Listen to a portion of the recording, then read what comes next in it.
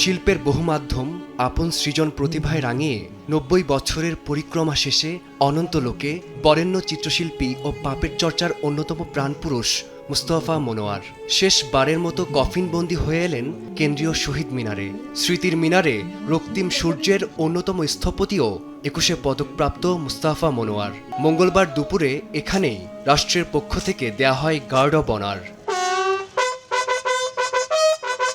মুস্তাফা মনোয়ারের মরদেহ শহীদ মিনারে পৌঁছালে তৈরি হয় আবেগঘন পরিবেশ।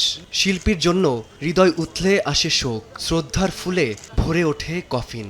তার যে অবদান, সৃষ্টিশীলতা, সেগুলোকে আমরা ধারণ করে আগামী দিনে বাংলাদেশে আমরা নতুন করে পথ চলার চেষ্টা করি। উনি বাংলাদেশকে একটি উদার সাংস্কৃতিক চর্চা শুধু বাঁচিয়ে রাখেননি, এটাকে নবায়ন করেছেন। ভিজুয়াল আর্টে আমাদের এই সাবকন্টিনেন্টের মধ্যে ওনার জুরি কজন আছে এটা আমার ঠিক জানা নেই। তার যে কাজগুলো আছে সেগুলো যদি আমরা ছড়িয়ে দিই, সেগুলো ভালো আর্কাইভ হয়, তার পরিবার থেকে শুরু করে অন্যান্য সবাই যেন এটাতে এগিয়ে আসেন। আমাদের পাপেট শিল্পকে একটা আন্তর্জাতিক স্তরে তিনি নিয়ে গেছেন।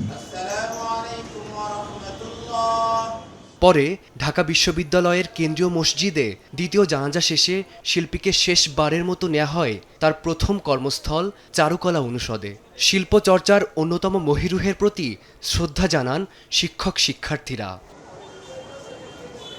এর আগে সকালে বাংলাদেশ টেলিভিশন প্রাঙ্গণে নেওয়া হয় পাপেট ম্যানের মরদেহ। তাকে শেষ শ্রদ্ধা জানাতে জড়ো হন সহকর্মী, গুণগ্রাহী ও মন্ত্রীরা। বিটিভি গড়ে উঠেছিল যাদের হাত ধরে, তাদের অন্যতম মুস্তাফা মনোয়ার। রাষ্ট্রীয় টেলিভিশন প্রাঙ্গণেই অনুষ্ঠিত হয় প্রথম জানাজা। দেশের সমস্ত প্রতিভাবান মানুষ যদি আমরা একটা তালিকাবদ্ধ করি, তার মধ্যে প্রথম সারির একজন মানুষ ছিলেন মরহুম মুস্তাফা মনোয়ার। মরহুমের আত্মার মাগফিরাত কামনা করছি। চ্যানেল আই প্রাঙ্গণে শ্রদ্ধা জানিয়ে তৃতীয় জানাজা শেষে বনানী কবরস্থানে চিরনিদ্রায় শায়িত হন কিংবদন্তি মুস্তাফা মনোয়ার। দীর্ঘদিন ধরে নিউমোনিয়া ও প্রোস্টেট ক্যান্সারের সঙ্গে লড়াই শেষে সোমবার পৃথিবীর মায়া কাটিয়ে অনন্ত লোকে পাড়ি জমান শিল্পী। ফারদিন মাঝার, সময় সংবাদ, ঢাকা।